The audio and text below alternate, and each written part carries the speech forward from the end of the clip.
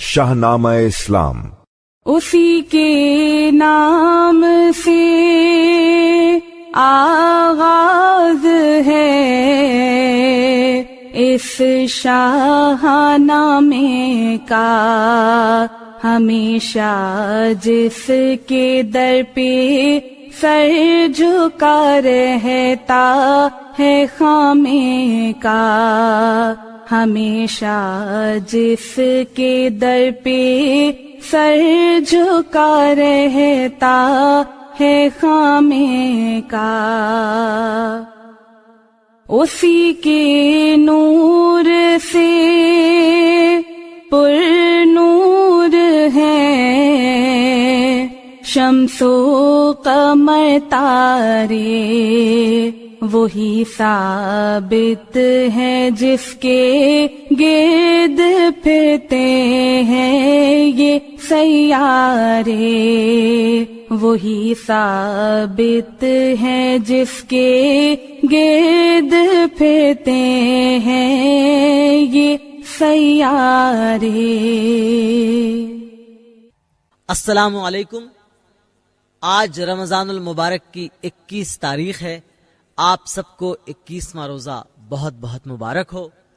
रमजानुल मुबारक का ये आखिरी अशरा है और ये मुअज़्ज़िज़ और बावकार मेहमान अब रुखसत चाहता है। ये वो मेहमान है कि जो जाते हुए मेजबानों को इतना कुछ दे जाता है, ऐसी कीमती सौगातें, ऐसे बेशबहा तहाइफ कि ये मेहमान बाकी 11 महीने उसकी याद में तड़पते रहते हैं।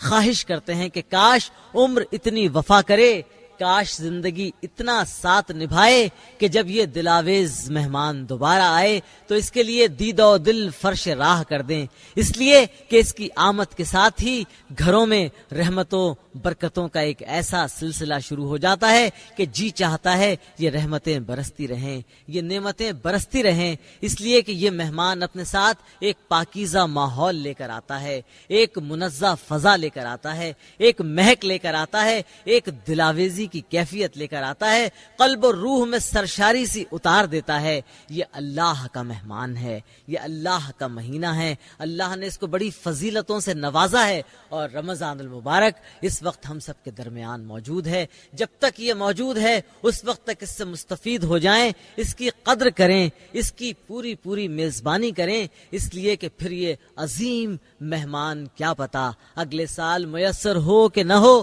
क्या पता हम मौजूद हों कि न हो, इसके इस्तकबाल के लिए, इसको खुशामदीद कहने के लिए, इसके तहाइफ को हासिल करने के लिए। रमज़ानुल मुबारक में जहां बहुत सारे फयूज़ व बरकात हमारे कल्ब और रूह को शाद कर रहे हैं और हमारे लिए बहुत ही खुशाइंद घड़ियां लेकर आ रहे हैं, वहीं अबुल हसन हफीज जालंधरी का शाहनामा इस्लाम भी किसी सौगात से कम नहीं है। आप यकीन करें कि शाहनामा पढ़ते हुए दिल पर एक ऐसी इत्मीनान की कैफियत तारी होती है और कल्ब रूह में एक ऐसी रौसी दौड़ जाती है कि इससे ज्यादा नेमत कोई नजर नहीं आती, इससे ज्यादा इनाम कोई नजर नहीं आता। शाहनामा इस्लाम हमें दावत देता है अपने माजी पर गौर व फिक्र का, अपने हाल से बाखबर होने का, अपने मुस्तकबिल की फिक्र करने का। शाहनामा हमें बताता है कि हमारे असलाफ कितने अजीम थे, कितने शानदार लोग थे, क्या जबरदस्त अफराद थे। हम उन्हीं के वारिस हैं, हम उन्हीं की उम्मत हैं, हम उन्हीं की कौम हैं। हमारे पास क्या नहीं था, हम दूसरों के दस्त नगर क्यों हो जाते हैं, हम दूसरों की तरफ मरूब नजरों से क्यों देखते हैं। एक वक्त था कि हमने सबको मरूब किया, एक वक्त था कि हमारी शान से, हमारी शौकत से, हमारे शिकौह से, हमारी बहादुरी से, हमारे तर्ज हुक्मरानी से एक दुनिया मुतासिर थी और दुनिया की मुख्तलिफ अक़वाम ये हसरत करती थीं कि काश मुसलमानों के कदम उनके इलाके की तरफ आ जाएं, काश ये नेक और पाकीज़ा लोग उनकी जमीन पर आ जाएं, काश यहाँ पर भी वो अल्लाह का कानून नाफिज कर दें, काश उन्हें नमरूदों और शद्दादों के जुल्म सितम से, कैसर और किसरा के मजालिम से नजात दिला दें, काश ये लोग उनके करीब आ जाएं। वो मुसलमान हमारा असासा उनकी याद है। शाहनामा इस्लाम इसी याद को ताज़ा करने का एक जरिया है। कल हम शाहनामा इस्लाम के उस मोड़ पर थे कि जहां मक्के में ایک آہو بکا کا عالم تھا، جہاں لوگ اپنی شکست کی خبر سن کر رو رہے تھے، اپنے پیاروں کی موت کی خبر سن کر آنسو بہا رہے تھے۔ کوئی یقین نہیں کرتا تھا کہ وہ کمزور سے، وہ نحیف سے، وہ بے سر و سامان سے، وہ کم حیثیت سے محمد کے ساتھی مدینہ جا کر ایسے طاقتور ہو گئے، فن حرب سے ایسے آگاہ ہو گئے، ایسی جنگی چالیں انہیں آ گئیں، ایسا ساز و سامان ان کے پاس آ گیا، ایسے آلات حرب ان کے پاس آ گئے، ایسا جوش و جذبہ انہیں مل گیا کہ انہوں نے عرب کے چنندہ پہلوانوں کو، شہ سواروں کو، نیزہ بازوں کو یوں تہے تیغ کر کے رکھ دیا۔ ہر گھر سے رونے کی، ماتم کی فضائیں بلند ہو رہی ہیں۔ ایسے میں ابو لہب جو سرکار دو عالم کا چچا تھا اور جس کی بیوی نے بے انتہا مظالم کیے تھے، اتنے زیادہ کہ خود قرآن حکیم میں سورہ تبت یدا ابی لہب و تب میں اس کا تذکرہ آ گیا۔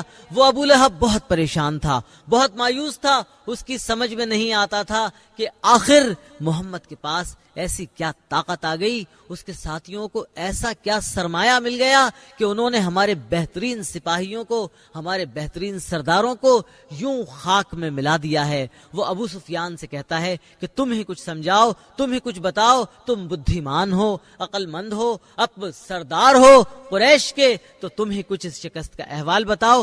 ہم چلتے ہیں مکے میں، جہاں ابو سفیان موجود ہے، جہاں ابو لہب موجود ہے، جہاں باقی معنی سرداران قریش موجود ہیں، اور جہاں ہزیمت خوردہ ایک فوج موجود ہے۔ دیکھتے ہیں کہ ابو سفیان ان کو کیا کہتا ہے، کیا وجہ بتاتا ہے، اور آگے پھر ایک نئی جنگ کی تیاری کس طرح ہوتی ہے۔ انتقام انتقام یہی نعرہ ہے۔ سب سے آگے ابو سفیان کی اہلیہ عتبہ بن ربیعہ کی بیٹی ہند آگے آگے ہے، انتقام لینے کے لیے، بھڑکانے کے لیے، اکسانے کے لیے، آگ لگانے کے لیے۔ ایک عجیب سا سما ہے مکہ میں، پکارا ابو لہب، لوگو ذرا خاموش ہو جاؤ، تم آؤ اے ابو سفیان، ہمیں یہ بات سمجھاؤ۔ مجھے معلوم ہے تعداد میں وہ لوگ تھوڑے ہیں، نہ ان کے پاس تلواریں، نہ ان کے پاس گھوڑے ہیں، نہ ان لوگوں کا امدادی ہے دنیا میں کہیں کوئی، سوائے حمزہ فن جنگ سے واقف نہیں کوئی۔ ہمیں جھک کر سلامیں کرتے رہتے تھے سرے راہے، وہ حرب و ضرب کیا جانے بھلا یسرب کے چرواہے۔ وہ کھیتی باڑی کرنا جانتے ہیں، جنگ کیا جانے، وہ بیچیں بکریوں کا دودھ، خون کا رنگ کیا جانے۔ انہیں تو رات کے کھانے کو روٹی تک نہیں ملتی، ٹھہرنے کے لیے تمبو تموٹی تک نہیں ملتی۔ کہاں سے مل گئی آخر کمک میرے بھتیجے کو کہ ایسا لشکر جرار پہنچا اس نتیجے کو؟ بتا وہ کون سی بجلی گری تیغ آزماؤں پر کہ اس کا ایک خدا غالب ہوا اتنے خداؤں پر؟ فلک بھی کانپ جاتا تھا ہمارے سورماؤں سے، عرب کی خاک تھراتی تھی تلواروں کی چھاؤں سے۔ مجھے بتلاؤ تم میدان میں کس بات سے ہارے؟ قریشی فوج میں جنگ آزمودہ تھے جواں سارے، وہ سب مارے گئے پکڑے گئے، یہ کیا ہوا آخر؟ طلسمی کارخانہ تو نہ تھا، میدان تھا آخر۔ ابو سفیان کے بعد ابو لہب سردار تھا سب کا، بڑے لوگوں کے مرنے سے سپاہ سالار تھا سب کا۔ وہ اب ناچار اٹھا اور بولا، اے بڑے بھائی، ہمیں کیا ہو گیا تھا یہ سمجھ اب تک نہیں آئی؟ تمہارے اس بھتیجے نے کچھ ایسا کر دیا جادو، زمین پہ پڑ دیا افسوں، ہوا میں بھر دیا جادو، ہوئی کایا پلٹ جیسے پلٹ جاتی ہیں تقدیریں، نہتوں کے مقابل کچھ بھی کام آئی نہ شمشیریں۔ مسلمان کچھ نہ تھے لیکن وہ سب کچھ ہو گئے اس دم، تھے ان کے ہاتھ وقت جنگ بھیڑوں کی طرح سے ہم، مگر بے فائدہ اس وقت کا یہ رونا دھونا ہے، ہمیں پھر جنگ کرنے کے لیے تیار ہونا ہے۔ اگر ہم آج روئے اس سے دو نقصان پہنچیں گے، ہمیں بے بس سمجھ کر وہ یہاں بھی آن پہنچیں گے، ہنسیں گے مزح کا ہم پر اڑائیں گے وہ چرواہے، مبادہ اور کچھ اس سے زیادہ ان کا جی چاہے، ہنسی ان کی زیادہ تلق ہوگی اس ہزیمت سے، عرب میں قوم گر جائے گی اپنی قدر و قیمت سے۔ قریشی بھائیوں لازم ہے ماتم ملتوی کر دو، عزاداری علل اعلان یکدم ملتوی کر دو، منادی شہر میں کر دو، نہ مردوں پر کوئی روئے، کرے تیاریاں ہر کوئی، غفلت میں نہ دن کھوئے، یہ خونی آتش غم اپنے سینوں میں سلگنے دو، دھواں باہر نہ اٹھنے پائے، اندر آگ لگنے دو، یہ آگ ایک دن جلائے گی مسلمانوں کے خرمن کو، بھسم کر دے گی اس نوخیز و نوزائیدہ گلشن کو کیا موقوف اپنا عیش و عشرت یک قلم میں نے کہ کھائی آج سے غسل جنابت کی قسم میں نے، قسم ہے لات و عزا کی میں بدلہ لے کے چھوڑوں گا، مسلمانوں کا اور ان کے خدا کا زور توڑوں گا۔ یہ سن کر چھا گیا اس ہاؤ ہو پر ایک سناٹا، ہوا معلوم باطل کو کہ رونے میں بھی ہے گھاٹا۔ ابو سفیان کی بیوی ہند اٹھی اور یوں بولی کہ خیر اب تو ہمارے ساتھ جو ہونی تھی وہ ہولی، میرے باپ اور چچا اور بھائی کو حمزہ نے مارا ہے، میرے فرزند کو بحر اجل کے گھاٹ اتارا ہے، پیوں گی میں بھی اب اس کا لہو اور گوشت کھاؤں گی، کلیجہ اور گردے اپنے دانتوں سے چباؤں گی۔ نہیں لے کر گئے تم عورتوں کو جنگ کے اندر، اسی باعث نہ ٹھہرے وقت نام و ننگ کے اندر، بوقت جنگ گانے والیاں بھی تم نے لوٹا دیں، تھرکنے دف بجانے والیاں بھی تم نے لوٹا دیں، اگر وہ ساتھ رہتی بھاگنے سے روکتی تم کو، تمہاری پیٹھ پھرتی دیکھتی تو ٹوکتی تم کو، چلو اب عورتیں بھی ساتھ ہی میدان میں جائیں گی، بوقت جنگ اپنے شوہروں کا دل بڑھائیں گی، کیا ہے ترک اپنا بننا ٹھننا، آج سے میں نے قسم ہر بات کی کھالی ہے، قومی لاج سے میں نے کروں گی جنگ کے سامان کی ہر وقت تیاری، چلیں گی ساتھ میرے جنگ کے دن عورتیں ساری، مسلمانوں کے حق میں ڈائنے بن جائیں گی ہم بھی، عزیزوں دوستوں کا بدلہ لے کر آئیں گی ہم بھی۔ یہ تقریریں ہوئیں اور ہو گیا برخاست ہنگامہ، بڑھا پھر سوئے گمراہی براہ راست ہنگامہ، بھڑک اٹھی دلوں میں اور بھی اب آگ کینے کی، نہیں سوجھی سوائے جنگ کوئی راہ جینے کی، اگرچہ آپ خود چل کر گئے تھے قتل و غارت کو، مدینے کی طرف لوگوں کی تذلیل و حقارت کو، مگر جب منہ کی کھائی بدر میں باطل پرستوں نے، زبردستوں کے اوپر فتح پائی زیر دستوں نے، تو اب لازم یہ تھا آنکھیں کھلیں کچھ ہوش آ جائے، جہالت میں تو آیا عقل میں بھی جوش آ جائے، سمجھ جائیں کہ اب کچھ اور ہے منشا مشیت کا، خدا کو خاتمہ منظور ہے اس بربریت کا، مگر یہ خود سرو خود بھی خدا کو مانتے کب تھے، سوا اپنے بتوں کے اور کو گردانتے کب تھے، خیال ان کا یہ تھا ہم جس کو چاہیں قتل کر ڈالیں، کسی کا خون پی جائیں، کسی کو نوچ کر کھائیں، انہیں لازم ہے جن پر جا کے ہم تیغیں علم کر دیں، ہمارے سامنے آ کر سرے تسلیم خم کر دیں، کسی کو حق نہیں حاصل کہ ہم کو ظلم پر ٹوکے، کرے اپنی حفاظت یا ہمارے وار کو روکے، ہماری قوم ہے نوع بشر سے افضل و بہتر، ہم ہی ہے سب سے اعلیٰ اور دنیا کم تر و کہتر، خودی اور خود پرستی بس یہ تھا مدت سے حال ان کا، کئی نسلوں سے پختہ ہو چکا تھا یہ خیال ان کا، عرب کے لوگ جب مکے میں حج کرنے کو آتے تھے تو ان کے واسطے نظریں نیازیں ساتھ لاتے تھے، تو پھیلے کعبہ ہوتا تھا زمانے میں ادب ان کا، جو کہہ دیتے تھے یہ بس مانتے تھے حکم سب ان کا، تحکم اور تعدی کو یہ اپنا حق سمجھتے تھے، کوئی روکے تو اس کو برسرے ناحق سمجھتے تھے، رسول اللہ سے تھی بس یہی وجہ اناد ان کو کہ ملتی تھی نہ اس بے داد کی حضرت سے داد ان کو، ڈراتے تھے رسول پاک انہیں قہر الہی سے، بدی سے باز آئیں تاکہ بچ جائیں تباہی سے، مگر حق دشمنی ہے ایک خاصا فطرت بد کا، تو ہر بدکار پھر دشمن نہ کیوں ہوتا محمد کا، مناہی ہو چکی تھی اب علل اعلان رونے کی، اجازت ہی نہیں دیتی تھی قومی آن رونے کی، بپاس شرم اگرچہ اہل مکہ رو نہ سکتے تھے، لگی تھی آگ دل میں چین سے سو بھی نہ سکتے تھے، سورنا کھانا پینا ہو گیا یکسر حرام ان کا، کہ ہر دم ورد تھا الانتقام الانتقام ان کا، قریش اب جنگ کی ہر طرح تیاری لگے کرنے، یہ خون آشام پھر اقدام خونخواری لگے کرنے، تجارت کے منافع سے خریدے اسلحہ سب نے، کیا حاصل نئے ملبوس راکب اور مرکب نے، قبائل کی طرف بھیجے گئے مناد مکے سے، کہ پھر اٹھنے کو تھا طوفان استبداد مکے سے، تھا ان میں بو لہب اللہ کا سب سے بڑا دشمن، رسول اللہ کا پکا مخالف اور کڑا دشمن، ہوا صدمہ کچھ ایسا بدر کی رودات سے اس کو، ندامت آئی اپنی حسرت برباد سے اس کو، ہمیشہ جس بھتیجے کو دیا کرتا تھا ایزائیں، غلام اس کے بروز جنگ یوں فتح و ظفر پائیں، سنا لوگوں کے منہ سے جب یہ حال اپنے بھتیجے کا، نہ دیکھا جا سکا اس سے جلال اپنے بھتیجے کا، مسلمانوں کے بچ رہنے کا تھا رنج و علم اس کو، جہنم جہنم میں اٹھا کر لے گیا. آخر یہ غم اس کو کسی طاعون نے مارا, نہ قاتل روگ نے مارا, اسے شیطان کی مرگے دائمی کے سوگ نے مارا. ادھر مکے میں تھی درکار خون و رنگ کی صورت, ادھر پیش نظر تھی قیدیان جنگ کی صورت.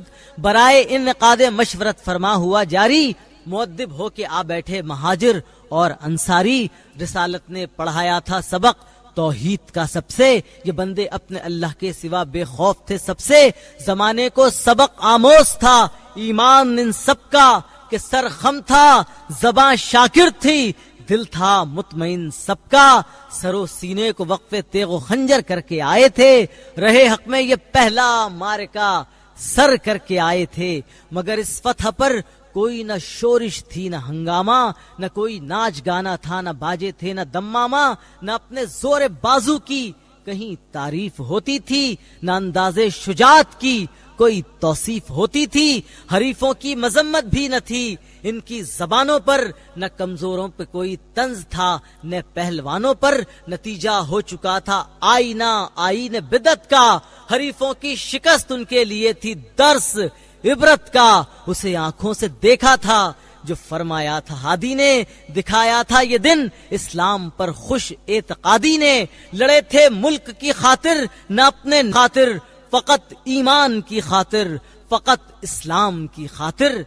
تھے قلب ان کے سراسر حرص سے ملک و مال سے خالی, رسول اللہ نے ان پر محبت کی نظر ڈالی. ہوا ارشاد اے حق دوستو اللہ کے بندو, اسیروں کے لیے کیا رائے رکھتے ہو خرد مندو. یہ سب اشراف مکہ سر بلند و زور آور ہیں, قریش ان کا لقب ہے بحر جرت کے شناور ہیں. ہوئے جو بدر میں مقتول وہ سب ان سے بڑھ کر تھے, وہ اپنی قوم میں شاید بہت لوگوں سے بہتر تھے. برے تھے یا بھلے اعمال ان کے صاف ظاہر تھے, خدا کے حق میں بد تھے اور نبی کے حق میں قاہر تھے. انہیں نیچا دکھایا ان کے اپنے جور ناحق نے, تمہارے قبضے قدرت میں ان کو دے دیا حق نے. تمہاری رائے پر ہے فدیہ لے کر چھوڑ دینا بھی, مناسب ہو تو رشتہ جان و تن کا توڑ دینا بھی. کیا ہے حق نے آخر سر نگوں باطل پرستوں کو, زبردستوں پہ غالب کر دیا ہے زیر دستوں کو. تمہاری رائے پر موقوف ہے اب فیصلہ ان کا, سمجھ سے کام لو نازک بہت ہے مسئلہ ان کا.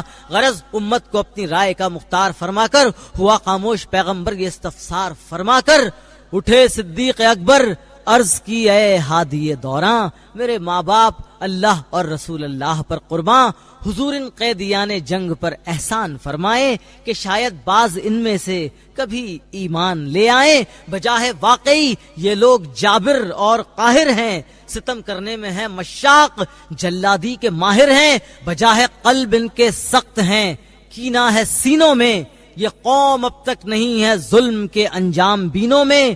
مگر شاید کبھی اللہ کی جانب سے ہدایت ہو, انہیں بھی نور ایمان درگاہ حق سے عنایت ہو. یہ لوگ آخر نبی کی قوم ہیں شاید سنبھل جائیں, خدا دل پھیر دے شیطان کے پنجے سے نکل جائیں. رہا فدیہ سو یہ دستور کار انتظامی ہے, غلام ان قیدیوں کے چھوڑ دینے ہی کا حامی ہے. یہ باتیں سن رہے تھے غور سے اہل صفا بیٹھے, گزارش کر کے اپنا مشورہ صدیق آ بیٹھے. عمر فاروق اٹھے عرض کی اے سرور عالم, نہیں ہے آپ سے بڑھ کر کوئی اسرار کا محرم. یہ قیدی ہیں خدا کے اور رسول اللہ کے دشمن, بہت کجرو بہت کم فہم سیدھی راہ کے دشمن. یہ مکے میں ضعیفوں پر ہزاروں ظلم ڈھاتے تھے, ہمیشہ زیر دستوں کو زبردستی دکھاتے تھے. یہی وہ ہیں یتیموں سے نوالے چھیننے والے, سرے زمزم فقیروں سے پیالے چھیننے والے. یہی وہ ہیں نبی کی جان لینے پر تھے آمادہ, فقط اس جرم پر کیوں ہے وہ ایک اللہ کا دل دادا. شکنجوں میں کسا کرتے تھے یہ ایمان والوں کو, عدم کی راہ دکھاتے تھے ہدایت پانے والوں کو. یہ بہرے اہل دین پھیلا چکے تھے موت کے پھندے, وطن سے بے وطن ہیں ان کے ہاتھوں سینکڑوں بندے. مسلمانوں کو بے گھر کر کے بھی ان کو نہ صبر آیا کہ اب لشکر مدینے پر باز میں قہر و جبر آیا.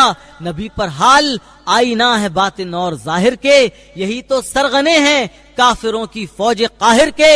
اگر چھوڑا گیا ان کو یہ پھر لڑنے کو آئیں گے, پرانے مدعی ہر دم نئے فتنے اٹھائیں گے.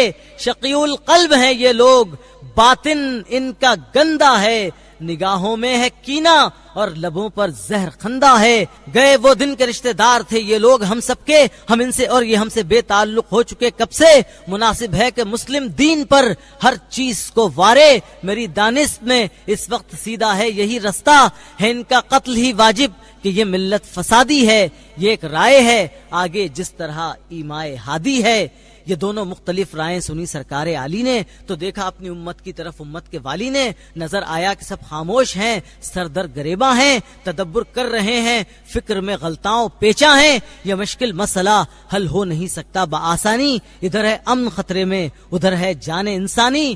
نبوت کو مگر مد نظر تعلیم ملت تھی کہ غور و خوض کی عادات پر تنظیم ملت تھی. خاموشی سے اٹھا حجرے میں داخل ہو گیا ہادی کہ باہم گفتگو کر لے یہ جمعیت بآزادی. ہدایت پائی جب اس امر کی ہادی سے امت نے، کیا اب رائے کا اظہار آزادی سے امت نے. میان بحث لیں صدیق اور فاروق کی رائیں کہ ہر پہلو سے قطع اور جامع تھیں یہی رائیں. اگرچہ مختلف تھی رائیں دونوں حق پسندوں کی، مگر نیت تھی واحد مالک واحد کے بندوں کی. ہر ایک یہ چاہتا تھا دین ہی کا بول بالا ہو، مٹے باطل کی ظلمت بہر میں حق کا اجالا ہو.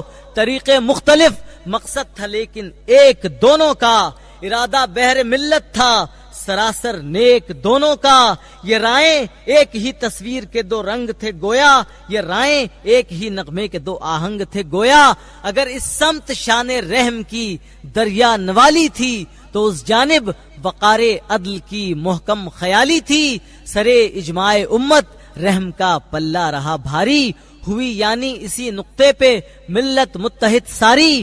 مشیت تھی یہی، یہ فیصلہ بالکل یقینی تھا کہ اس امت میں رنگے رحمت للعالمینی تھا. رسول اللہ تھوڑی دیر میں تشریف لے آئے، صحابہ ایک ہی رائے کے اوپر متحد پائے.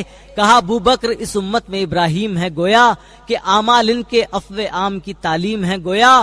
گناہ گاروں کی آمرزش کا طاری ہے خیال ان پر، ہے صادق ملت بیضا میں عیسیٰ کی مثال ان پر. مثال نوح ہے گویا عمر فاروق امت میں، اشداء علی الکفار محکم ہے طبیعت میں. یہ ہے کفار کے حق میں مثال موسیٰ عمراں کہ رکھتے ہیں طبیعت میں جلال موسیٰ عمراں. مگر جب کر چکے ہو فیصلہ تم اے جواں مردو تو اپنے قیدیوں کو سر بہا لے کر رہا کر دو. مگر ایسے بھی ہیں ان میں جو فدیہ دے نہیں سکتے، رعایت تم نے دے دی ہے مگر وہ لے نہیں سکتے. وہ سب انصار بچوں کو نوشت و خواند سکھلائیں، نوشت و خواند سکھلا کر سوئے مکہ چلے جائیں. جو مفلس بھی ہیں ناخواندہ بھی ہیں ان کو رہا کر دو. علم احسان اسلامی کا دنیا میں بپا کر دو. اسیروں کو ہمیشہ عزت و اکرام سے رکھنا، کوئی صدمہ نہ پہنچانا، بہت آرام سے رکھنا. نہیں کرتا پسند اللہ سختی کرنے والوں کو کہ جنت کی بشارت ہے خدا سے ڈرنے والوں کو. کیا ہے فیصلہ جو کچھ اسے ملحوظ بھی رکھنا، انہیں آرام بھی دینا، انہیں محفوظ بھی رکھنا. غرض اس فیصلے پر مشورت برخاست فرمائی، اسیروں کے لیے بخشش براہ راست فرمائی. مسلمانوں نے کر لی باہمی تقسیم اسیروں کی کہ ہو لطف اور نرمی سے حفاظت سخت گیروں کی. خدا والوں نے رکھا قول ہر دم یاد ہادی کا، کرو احسان اسیروں پر یہ تھا ارشاد ہادی کا. ہوئی تھی آج تک نرمی نہ یوں جنگی اسیروں پر کہ فاتح اپنے مفتوحوں کو رکھ لیتے تھے تیروں پر. طریقہ تھا کہ پہلے دست و بازو توڑ دیتے تھے، زمین میں گاڑ کر پھر ان پہ کتے چھوڑ دیتے تھے. کبھی زندوں کے تن سے بوٹیاں نچوائی جاتی تھیں، سلاخیں گرم کر کے جسم میں برمائی جاتی تھیں. کبھی پٹوایا جاتا تھا انہیں پرخار کوڑوں سے، کبھی رندوا دیا جاتا تھا اونٹوں اور گھوڑوں سے. اگر آدھا کو زندہ رکھنا بھی مطلوب ہوتا تھا تو قید و بند کا اس وقت یہ اسلوب ہوتا تھا. اسیروں کو کسی اندھے کنویں میں ڈال دیتے تھے، کنویں کے منہ پہ سل پتھر کی لا کر ڈال دیتے تھے، کبھی سوکھا ہوا ٹکڑا، کبھی بدذائقہ پانی، کیا کرتے تھے فاتح اس طرح قیدی کی مہمانی۔ عرب میں بھی یہی دستور تھا، اسلام سے پہلے اذیت ملتی تھی مغلوب کو ہر کام سے پہلے۔ قریشی قوم میں بھی ایسے ہی قانون تھے جاری کہ ان کی قید کے معنی تھے مرگ و ذلت و خواری۔ چنانچہ بدر کے قیدی جب آئے تھے مدینے میں تو دمبی ہول کے مارے سماتا تھا نہ سینے میں، سمجھتے تھے کہ اب یا موت یا ذلت یقینی ہے۔ خبر کیا تھی یہ شرع رحمت للعالمینی ہے۔ مسلمانوں نے ان کو بال بچوں کی طرح رکھا، قلوب سخت نے لطف و کرم کا ذائقہ چکھا۔ کلام سخت سن کر بھی نہ کچھ سختی سے کہتے تھے، انہیں روٹی کھلا دیتے تھے، خود فاقے سے رہتے تھے۔ تواضع اور نرمی دیکھ کر حیران تھے دشمن کہ اس طرز سلوک عام سے انجان تھے دشمن۔ کھلی آنکھیں نمونہ دیکھ کر خلق محمد کا، سمجھ میں کچھ نہ آتا تھا سبب الطاف بے حد کا۔ ندامت سے ہوئے محجوب ان کے کینہ و سینے، لگے کچھ صاف ہونے زنگ سے تاریک آئینے۔ بلاخر شہر مکہ سے رقوم سر بہا آئیں تو ان لوگوں نے قید جنگ سے آزادیاں پائیں۔ اقارب جن کے بے پرواہ و بے درد اور بے حس تھے، ہوا فدیہ معاف ان کا کہ وہ نادار و مفلس تھے۔ بنی ہاشم میں دولت مند تھے عباس اسیروں میں، عرب میں تھا شمار ان کا بڑے بھاری امیروں میں۔ نبی کو بھی اگرچہ رنج تھا آلام پر ان کے کہ مکے میں بہت احسان تھے اسلام پر ان کے، مگر قائم تھے اپنے کفر کی رسم جہالت پر، نہ لائے تھے ابھی ایمان خدا پر اور رسالت پر۔ یہ وقت جنگ حملہ آوروں کے ساتھ آئے تھے، سرے میداں مجاہد غازیوں کے ہاتھ آئے تھے۔ رسول اللہ سے انصار نے ان کی سفارش کی، انہیں فدیے سے مستثنا کیا جائے، سفارش کی کہ عبد المطلب کے خون کا ہم پاس رکھتے ہیں، قریبی رشتہ ہم سے حمزہ و عباس رکھتے ہیں، ہمارے ان کے آپس میں تعلق ہیں بہت گہرے، ہم ان سے فدیہ کیا لیں، یہ ہمارے بھانجے ٹھہرے۔ نبی نے کر دیا انکار لیکن اس رعایت سے کہ شان عدل بالا تھی عزیزوں کی حمایت سے۔ بلایا آپ نے عباس کو اپنی حضوری میں، کہا فدیہ ادا کرنا ہے ارکان ضروری میں۔ عقیل و نوفل و ادبا جنہیں تم ساتھ لائے تھے، تمہارے ہی سبب سے جو کہ بحر جنگ آئے تھے، تمہیں واجب ہے ان تینوں کا فدیہ بھی ادا ہونا، نہیں ممکن بغیر اس کے تمہارا اب رہا ہونا۔ لگے عباس یہ سن کر بہت چوہوں چرا کرنے، بہت سے دام و درہم ان کو پڑتے تھے ادا کرنے۔ بنی ہاشم میں سب سے مقدرت اور شان والے تھے، اسی باعث یہ قیدی انہی کے سر پہ ڈالے تھے۔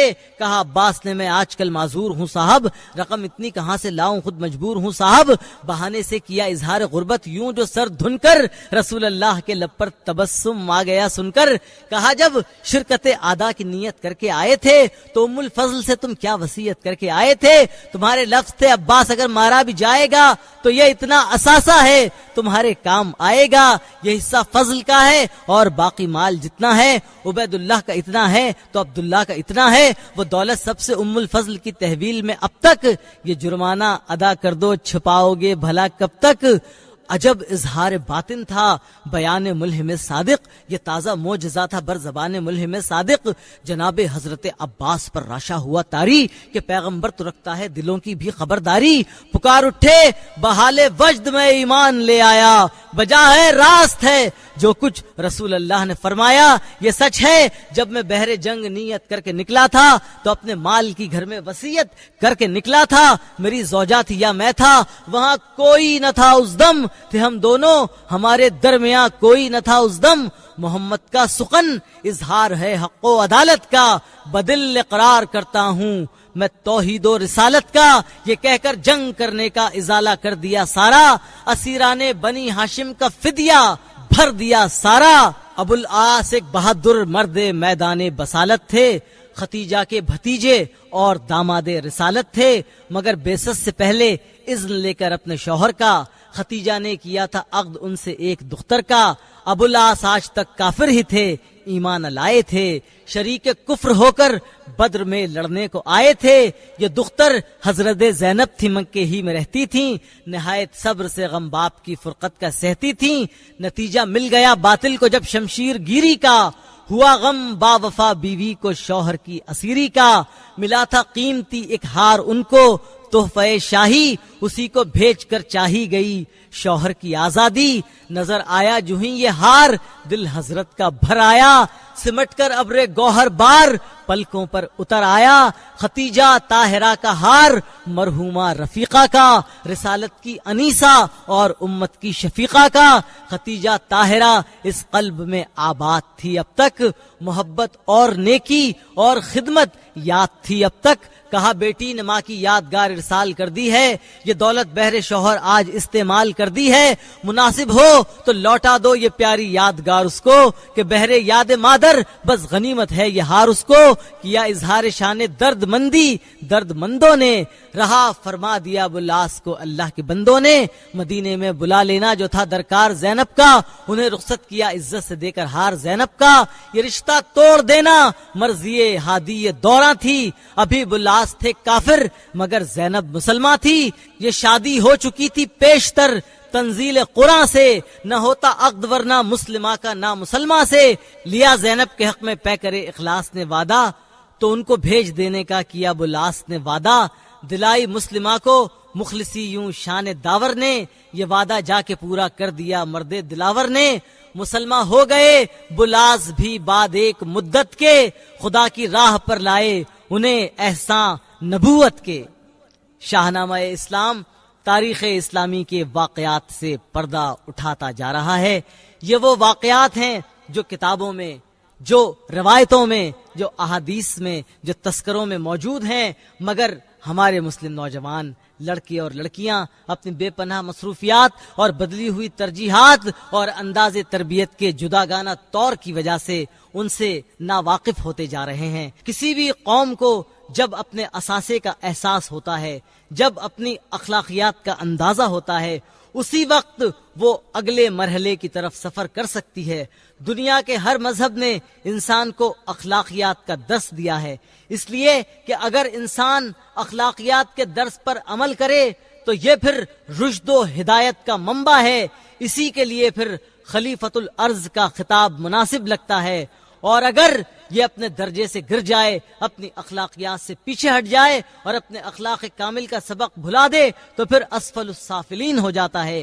ایک طرف اخلاق معراج پہ پہنچاتے ہیں اور دوسری طرف اس سے منہ موڑنا اسفل السافلین بنا دیتا ہے۔ سرکار دو عالم کے فیض صحبت نے بھی صحابہ کرام کو پے کرے اخلاق و مروت بنا دیا تھا۔ ان میں سے ہر ایک اپنے مقام اور مرتبے کی بنا پر اقبال کے اس شعر کی تفسیر ہے کہ نہ پوچن خرقہ پوشوں کی، ارادت ہو تو دیکھ ان کو، یدے بیضا لیے بیٹھے ہیں اپنی آستینوں میں۔